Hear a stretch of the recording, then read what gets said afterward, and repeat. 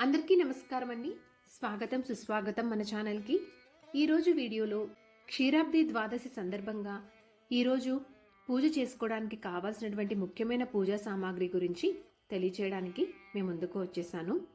మనము పూజ చేసుకోవడానికి ఎప్పుడైనా కానీ ఒక 2 రోజులు కానీ 3 రోజుల ముందు కానీ పూజా సామాగ్రిని సిద్ధం చేసుకొని పెట్టుకొని ఉంచుకోవడం వలన మనం పూజ చేసేటప్పుడు ఆ పూజ చేసుకున్నటువంటి రోజు హడావిడి లేకుండా ప్రశాంతంగా పూజ అనేది చేసుకోవచ్చు. మన అందరికీ పూజా సామాగ్రి ఏమి కావాలి అనే విషయము తెలిసే ఉంటుంది. కాకపోతే ఒక్కొక్కసారి కొన్ని సందర్భాలలో కొన్ని వస్తువులని మర్చిపోతూ ఉంటామండి హడావిడిలో. అందుకోసమని నేను ఇక్కడ క్లుప్తంగా ఇక్కడ వీడియో ద్వారా మీకు తెలియజేస్తున్నాను. ఒకసారి మీ వీడియోని చూసి మీరు ఒకసారి చెక్ చేసుకొని పెట్టుకోవడం వలన మీకు కావాల్సినటువంటి పూజా సామాగ్రిని మీరు మర్చిపోకుండా సిద్ధం చేసుకొని పెట్టుకోవడానికి ఉపయోగపడుతుందండి ఈ వీడియో అనేది. అందుకోసం నేను ఈ వీడియోని మీతో షేర్ చేస్తున్నాను. వీడియోని స్కిప్ చేయకుండా ఎండ్ అయ్యేంత వరకు చూడండి. అప్పుడే మీకు పూజా సామాగ్రి గురించి కానీ మీకు మొత్తం తెలుస్తుంది, అర్థమవుతుంది కూడా. ఈ క్షీరాబ్ది ద్వాదశిని చిలుకు ద్వాదశి అని కూడా అంటారు. కార్తీక మాసంలో వచ్చే శుక్లపక్ష ద్వాదశిని క్షీరాబ్ది ద్వాదశి అని అంటారండి.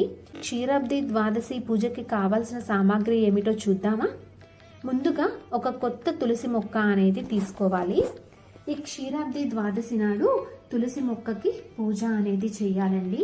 కొత్త తులసి మొక్కని తీసుకొని నాటి పూజ అనేది చేయాలి. కొత్త కుండీలో అయినా నాటుకోవచ్చు, లేదా ఆల్రెడీ ఉంటే కనుక ఆ కోటలోనే ఈ కొత్త తులసి మొక్కని దాని దగ్గర పక్కనే పెట్టుకొని నాటుకొని పూజ అనేది చేసుకోవచ్చు. తర్వాతది కావాల్సింది ఉసిరి మొక్క అండి. కాయలతో ఉన్నటువంటి ఉసిరిని తీసుకోవాలి. ఈ క్షీరాబ్ది ద్వాదశి నాడు తులసి మొక్కని లక్ష్మీదేవిగాను, ఉసిరి చెట్టుని శ్రీమన్నారాయణగాను భావించి వీరి ఇద్దరికి వివాహం అనేది జరిపిస్తారు. అందుకని చెప్పి ఈ రెండింటిని ఈ క్షీరాబ్ది ద్వాదశి నాడు మనం తీసుకోవాలండి. తర్వాతది వచ్చేసి లక్ష్మీ నారాయణుల ఫోటోని తీసుకోవాలి. ఒకవేళ మీ దగ్గర ఉంటే కనుక ప్రతిమని కూడా తీసుకోవాలండి. ప్రతిమ ఉంటే ప్రతిమని కూడా సిద్ధం చేసుకొని ఉంచుకోవాలి పూజకి. తర్వాత ప్రతిష్ఠించుకోవడానికి ఆసనం అనేది కావాలి. ఆసనంకి పసుపు రాసి అష్టదళ పద్మం ముగ్గు వేసి కుంకుమ బొట్లు పెట్టి సిద్ధం చేసుకొని ఉంచుకోవాలి. ఇప్పుడు పూజ కోసము దీపారాధన కుందులు, అలాగే ఆచమన పాత్ర, పసుపు, కుంకుమ, గంధము, అక్షింతలు, హారతి కర్పూరము, అగ్గిపెట్టి, పరిమళ భరితమైనటువంటి పుష్పములు, ఏవైనా అందుబాటులో ఉండేటువంటి పండ్లు, అలాగే తర్వాత వచ్చేసి మనకి బెల్లము, వీటితో పాటు అగరవత్తులు, హారతి ఇచ్చేటువంటి హారతి కర్పూరము, గంట, వస్త్రము, అలాగే వక్కలు, తమలపాకులు, యజ్ఞోపవీతము, నైవేద్యం కోసము చలిమిడి, వడపప్పు, పానకము, అటుకులు, బెల్లము కలిపినటువంటి మిశ్రమంని సిద్ధం చేసుకోవాలి. వీటన్నిటితో పాటు క్షీరాబ్ది ద్వాదశి పుస్తకము, అలాగే ఆవు నెయ్యి, చిల్లర నాణాలు, ఇవే కాకుండా దీపాలు వెలిగించుకోవడానికి ప్రమిదలు, ఉసిరికాయలు కూడా సిద్ధం ఉంచుకోవాలండి. ఈరోజు తప్పకుండా ఉసిరి దీపం అనేది వెలిగించాలి కాబట్టి ఉసిరికాయల్ని కూడా సిద్ధం చేసుకొని ఉంచుకోవాలి.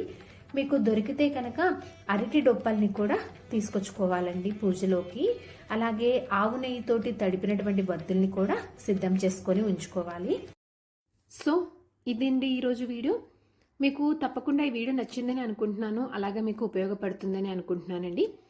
నా వీడియోస్ కనుక మీకు నచ్చినట్లయితే ఒక లైక్ అనేది ఇచ్చి మీ సపోర్ట్ అందిస్తారు అని చెప్పి ఆశిస్తున్నాను. ఇంకొక మంచి కంటెంట్ తోటి మిమ్మల్ని మళ్ళీ కలుస్తాను. అంతవరకు సెలవు మరి. ధన్యవాదములు. సర్వేజన సుఖినో భవంతు.